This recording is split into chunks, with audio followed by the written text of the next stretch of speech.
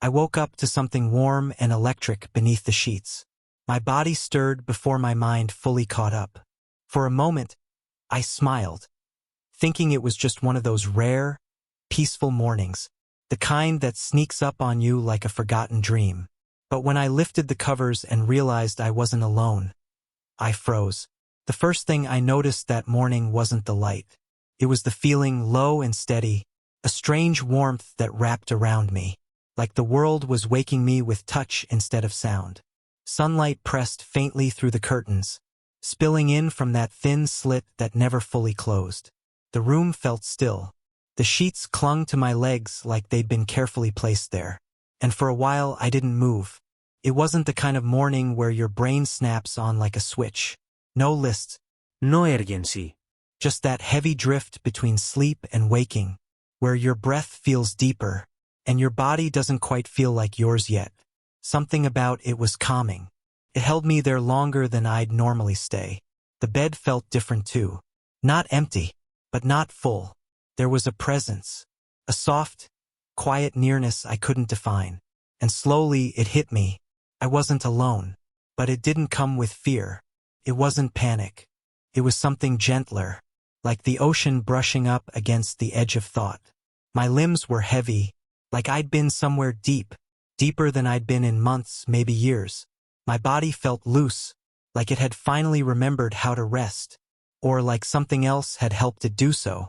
Still, I didn't open my eyes. Some part of me knew this moment wasn't meant to be broken just yet. There was movement, not sudden or sharp, just the faintest stir beneath the covers. I felt it before I heard anything. A shift in pressure, the subtle slide of fabric, warmth brushing against my thigh. Still, I didn't react. I've been married long enough to know what familiar presence feels like. Sometimes, after decades together, the body beside you becomes part of the background, comforting, known, expected. But this didn't feel like that. I exhaled through my nose, slow and quiet, like I didn't want to disturb something delicate. A hand, light, steady, not searching, just there resting. Tentative. I felt it skin against skin, the slow rhythm of someone else breathing beside me, in sync with mine.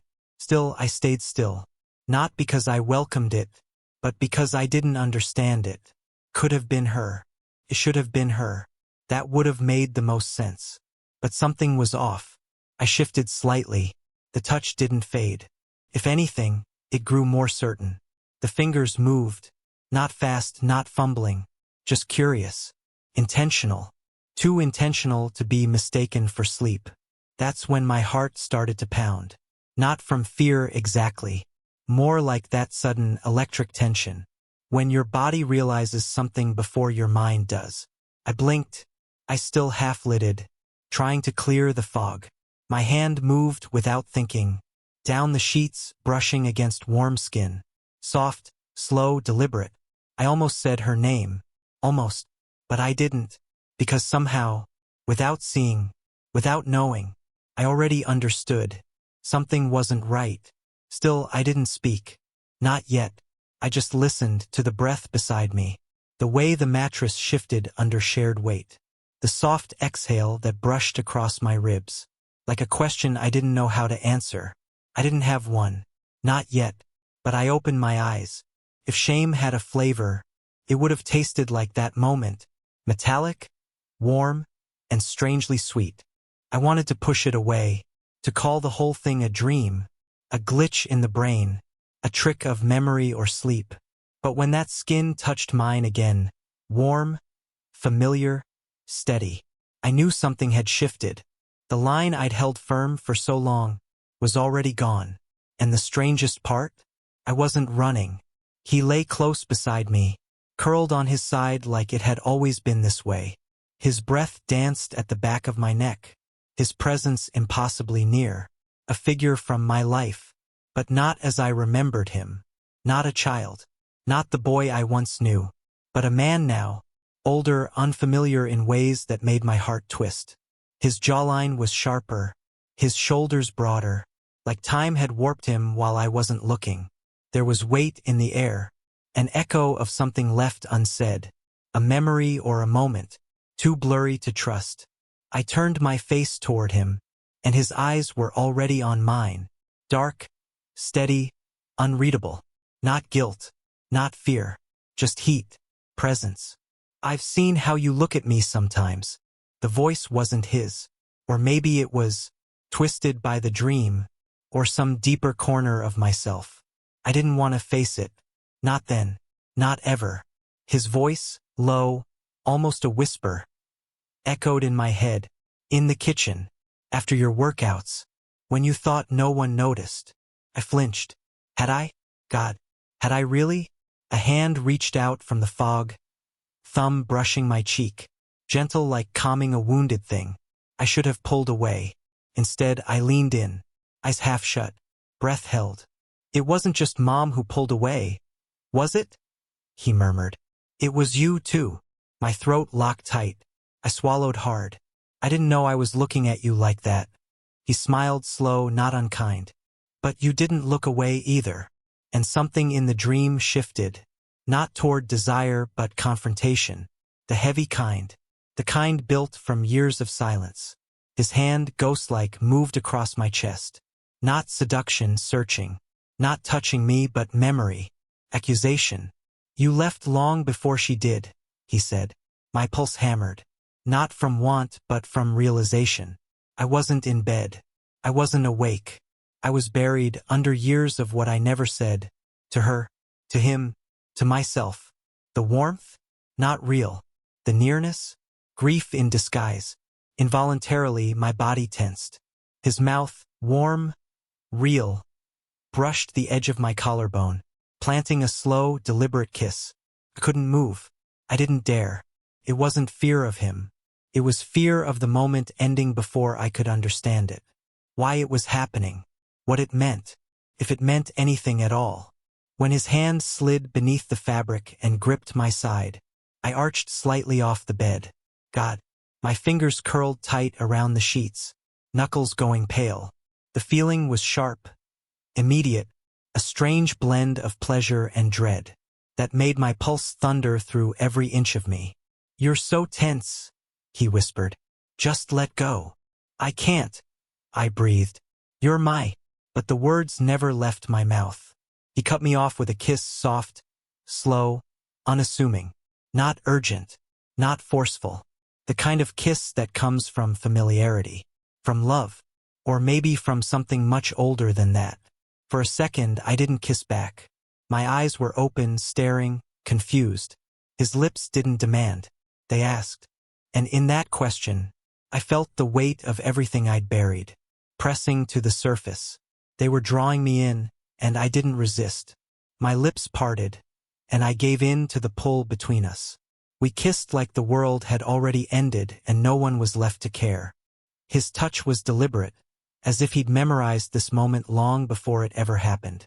There was a rhythm to it, careful, practiced, almost reverent. I made a sound into his mouth, quiet but raw, and it sent a shiver through him.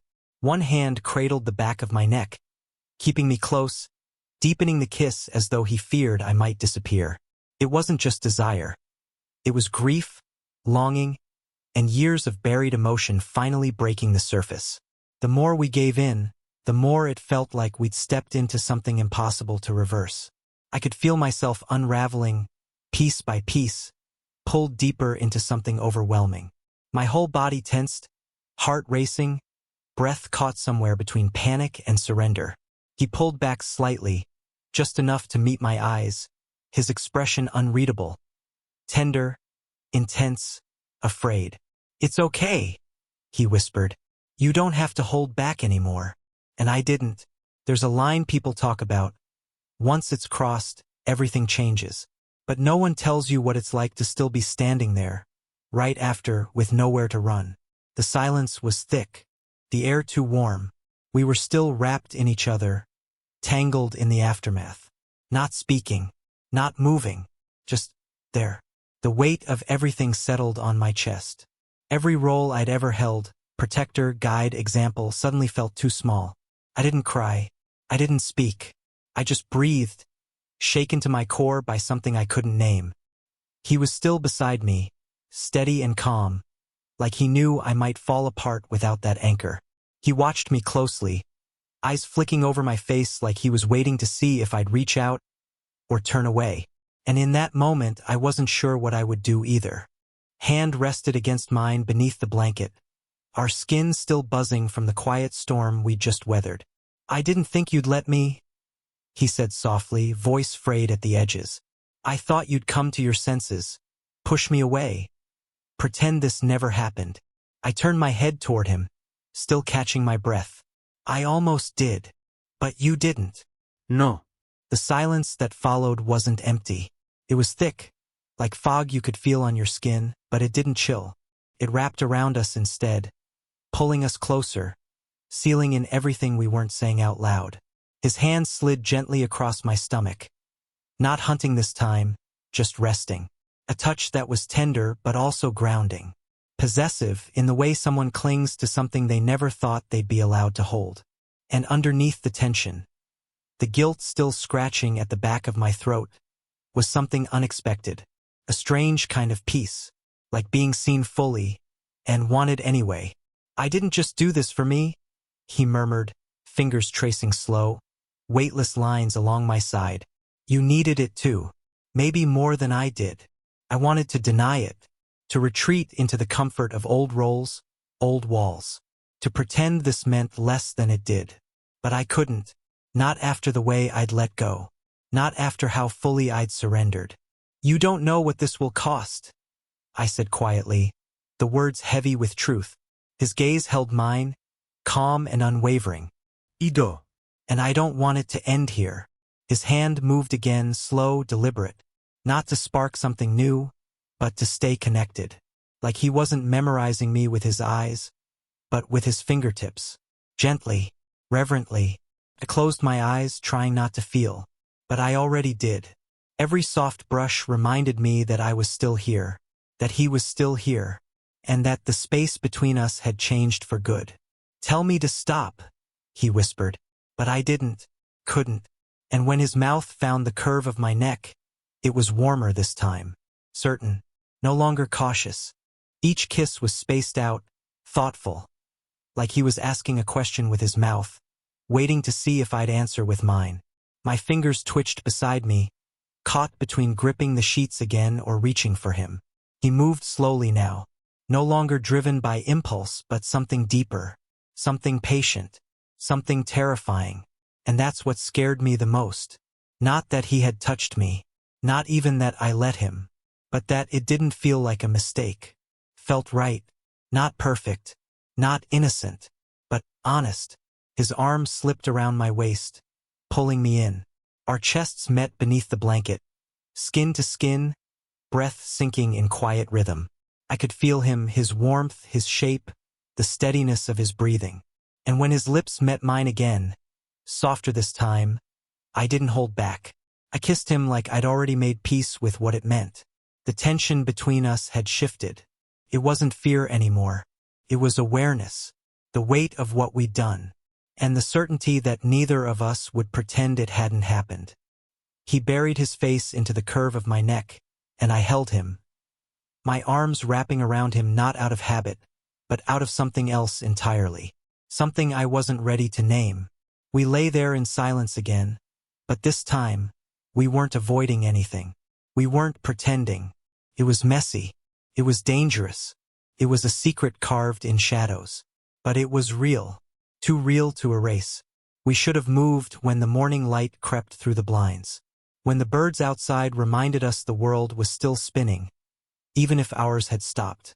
But we didn't, not even when I caught the fading scent of my wife's perfume on the pillow beside me. A soft reminder of the life I had vowed to protect. I should have pulled away, said his name like a warning, rolled over, wrapped myself in guilt and silence. But I didn't. He was still there, curled into me, skin against skin, breath warm against my chest, one hand resting over my heart. And somehow that broke me more than anything else, because it wasn't about desire anymore. It was about being seen. He had taken hold of something more than my body. He held my attention, my vulnerability, my truth, and I hated how good it felt to be claimed. I always thought you'd be angry, he murmured, fingers tracing small circles just over my heartbeat. I used to lie awake at night thinking. I used to lie awake at night, he said, barely above a whisper. Wondering what your face would look like if you ever found how I really saw you. I didn't answer. My throat had gone tight. I used to feel disgusting for wanting you, he continued, voice cracking. But it never went away. I just got better at hiding it. Pretending I was just proud of you, just grateful for everything you taught me. My fingers twitched against the sheet. He wasn't looking at me when he said it, but the weight of his words pressed heavy on my chest. You were never just anything to me, he added, finally turning to meet my eyes. You were everything. And just like that, the years between us folded inward. The long drives, the quiet check-ins, the side conversations that always teetered on the edge of something more but never crossed the line. I thought I was guiding him, teaching him how to stand on his own. But now, I wasn't sure if he had been watching me the whole time, studying the cracks in my armor. I exhaled shakily. You were like family to me. I know, he said, jaw tight. But say it. Say it was wrong. Say you hated it. But I couldn't, because hate was the one thing I didn't feel. Confusion. Absolutely. Guilt? Without a doubt. Fear? Constant. But hate? No. And certainly not disgust. If anything, the shame came from how much I'd wanted more. I turned toward him slowly, searching his face. What do you think happens now? He offered a weak smile, one that didn't quite reach his eyes. That depends on how much of this was real for you. The words hit like a punch to the chest. Because it was real. Every glance, every word, every breathless second when nothing was said. But everything was understood. I sat up, the sheets slipping down my waist as I turned to face the window. The morning light had crept across the room, turning everything gold. The walls, the bed, even us. In the faint reflection on the glass, I saw myself hunched forward. He was still there behind me, caught in the warmth we hadn't yet stepped away from. Then softly he spoke again. I just need to know you're not going to disappear. His voice cracked like broken glass. If you walk away right now, I'll understand.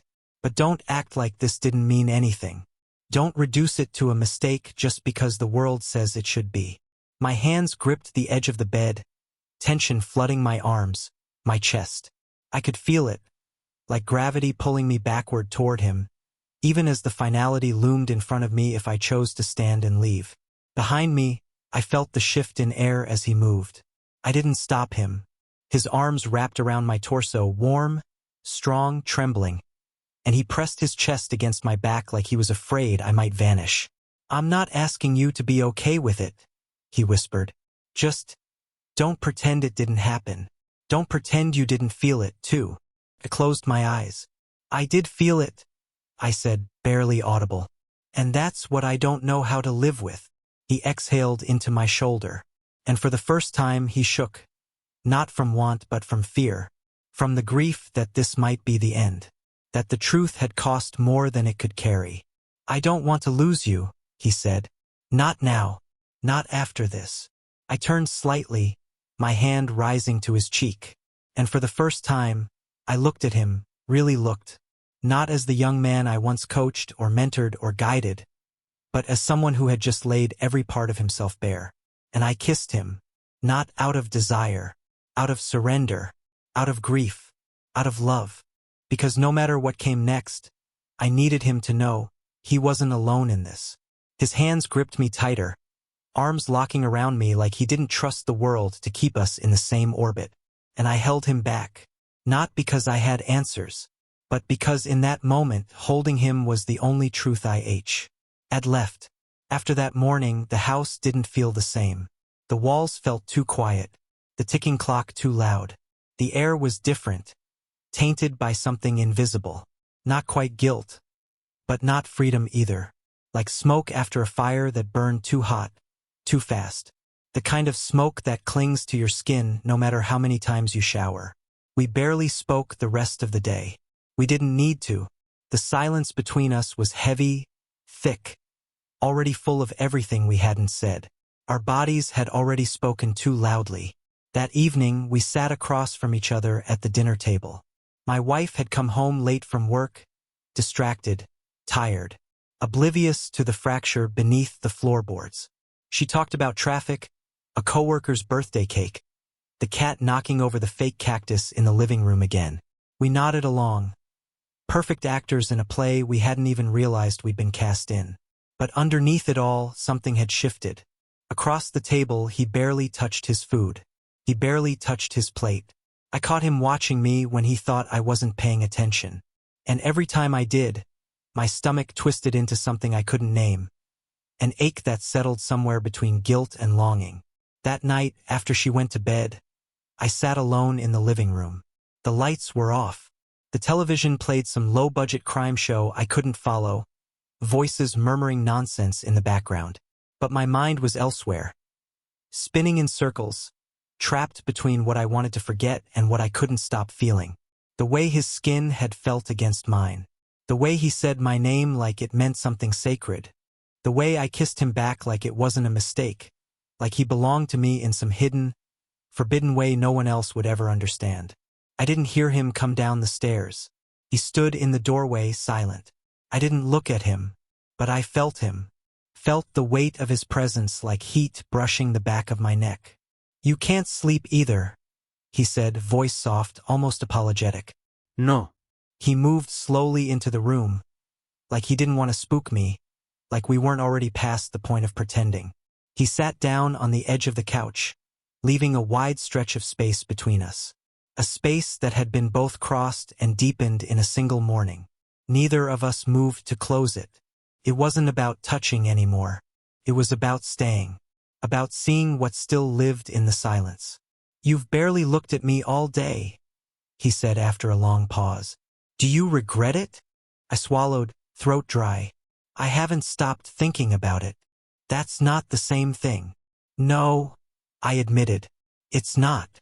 He leaned back into the couch, arms folded across his chest, legs stretched out in front of him. In the soft, flickering light of the screen, he looked older, not just grown, but worn. Tired in a way that made me feel like I'd taken something from him. Or maybe he'd taken something from me.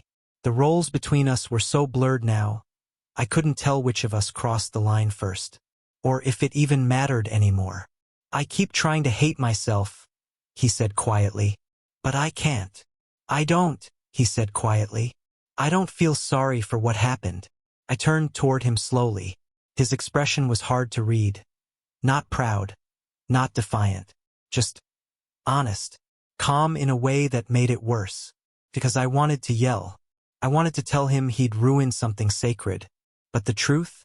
I had let it happen. Not in a moment of weakness. Not once. But over time, every glance I didn't pull away from, every silence I didn't break, every look I let linger just a little too long. I hadn't just crossed a line. I had let it fade, little by little, until it disappeared entirely. "I should have stopped it," I said. "The second I realized where it was heading. I should have said no. But you didn't." "No," I said bitterly. "I didn't." He looked right at me then. His gaze didn't waver. "Was it because you couldn't? Or because you didn't want to?" The question made my skin crawl. Not because it was cruel, but because it was the truth. And in that moment, I couldn't lie. "Both." He nodded slowly. "Then stop acting like I forced you." I flinched. The words landed harder than I expected. All day I'd been carrying the guilt like a weight on my back, painting him as the one who went too far. But that wasn't the whole story. The truth was uglier, quieter. I let him in, because I wanted to feel something, because I hadn't been wanted in so long. I didn't even recognize the version of myself that finally was. And that made me just as responsible. "This can't happen again," I said. "We can't live like this." He stared at the ceiling for a long moment, jaw tense. "You think I don't know that?" he said finally. "You think I wanted this to be some fantasy that disappears the next morning?" He turned his face back toward mine. His voice had gone tight, controlled. "But it did happen.